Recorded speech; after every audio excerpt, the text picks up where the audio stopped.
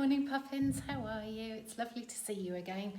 And it's such a beautiful week, isn't it? I think we're going to get very hot this week by the looks of it. Now, this week we're basing our learning around a story called Room on the Broom. And actually, to start off this week, I thought I would read you the story Room on the Broom. It's by an author who you know quite well because she actually wrote last week's story as well.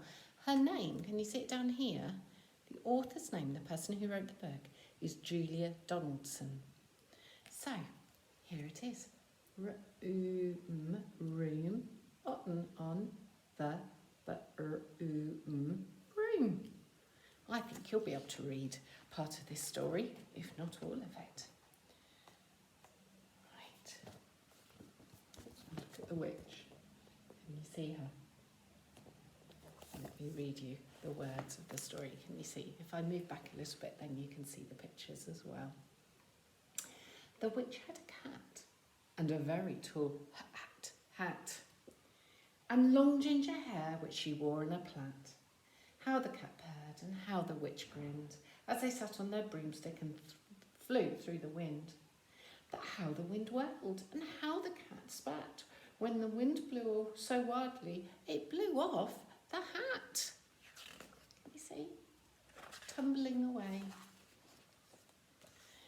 Down, cried the witch, and they flew to the ground. They searched for the hat, but no hat could be found. Then out of the bushes, on thundering paws, there bounded a dog with a hat in his paws. Paws and jaws rhyme, don't they? And it's in his jaws, because look, you can see it's in his mouth, jaws. You've got your jaws as well. He dropped it politely, then eagerly said, as the witch pulled the hat firmly down on her head, I am a dog, as keen as can be. Is there room on the broom for a dog like me? Yes, cried the witch, and the dog clambered on. The witch tapped her broomstick, and whoosh, they were gone. Over the fields and the forest they flew, the dog wagged the tail, and the stormy wind blew. The witch laughed aloud and held onto her hat, but away blew the bow from her long ginger plait. Here's her long ginger plait. And can you see the bow that she wears at the bottom of it, blowing away in the wind? Down, cried the witch, and they flew to the ground. They searched for the bow, but no bow could be found. Then out from a tree, with an ear-splitting shriek, there flapped a green bird with a bow in her beak. She dropped it politely and bent her head low, then said, as the witch tied her plait in her bow, I am a bird, as green as can be. Is there room on the broom for a bird like me? Yes, cried the witch, so the bird fluttered on. The witch tapped her broomstick and whoosh, they were gone. Oh no, look at this picture. Look at the weather. It's not like the weather we're having today. Over the reeds and the rivers they flew. The bird shrieked with glee and the stormy wind blew. They shot through the sky to the back and beyond. The witch clutched her bow but let go of her wand. Oh no. Down, cried the witch, and they flew to the ground. They searched for the wand, but no wand could be found. Then all of a sudden, from out of the pond, leapt a dripping wet frog and a dripping wet wand. He dropped it politely, then said with a croak, as the witch tried the wand on the fold of her cloak, I am a frog, as clean as can be. Is there room on the broom for a frog like me? Yes, said the witch. So the frog bounded on. The witch tapped the broomstick and whoosh, they were gone. Over the moors and the mountains they flew. The frog jumped for joy and... Oh, no! The broom snapped in two. Down fell the cat and the dog and the frog. Down they went tumbling into a bog. The witch's half broomstick flew into a cloud, and the witch heard a roar that was scary and loud. Look, holding onto the cauldron here, and the bird's holding onto the frog. I am a dragon, as mean as can be, and I'm planning to have witch and chips for my tea. No, cried the witch, flying higher and higher. The dragon flew after her, breathing out fire, or roaring fire. Help, cried the witch, flying down to the ground. She looked all around, but no help could be found.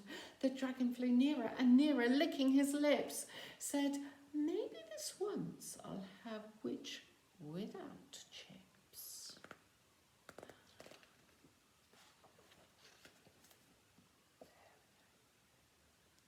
But just as he planned to begin on his feast, from out of a ditch made a horrible beast.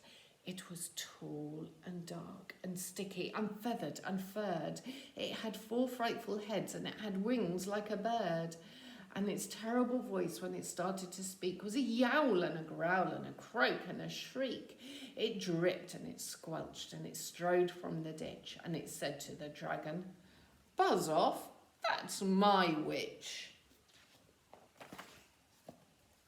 The dragon drew back and he started to shake. I'm sorry, he spluttered. I made a mistake. It's nice to have met you, but now I must fly.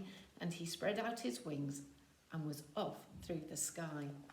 Then down flew the bird and down jumped the frog. Down climbed the cat and phew, said the dog. And thank you, oh thank you, the grateful witch cried.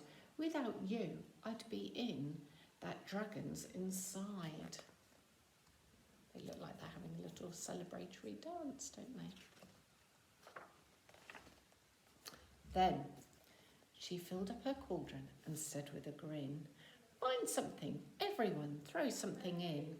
So the frog found a lily and the cat found a comb, the bird found a twig and the dog found a bone. They threw them all in and the witch stirred them well, and while she was stirring she muttered a spell, iggity ziggity zaggity zoom. Then out rose a truly magnificent broom. My goodness me, look at that broom. I wonder if you were to invent a broom, what would you put on your broom? With seats for the witch and the cat and the dog, a nest for the bird and a shower for the frog. Yes, cried the witch, and they all clambered on. The witch tapped the broomstick and whoosh, they were gone. End of the story. Well, I hope you have a lovely week. As ever, Mrs. Mayhew's going to be posting up some learning, home learning for you on the website. I'm fingers crossed I'm going to be able to get my iPad to talk to my computer today, and you never know, this video might go on the website too. Have a lovely week, children, and I hope I'll see you soon.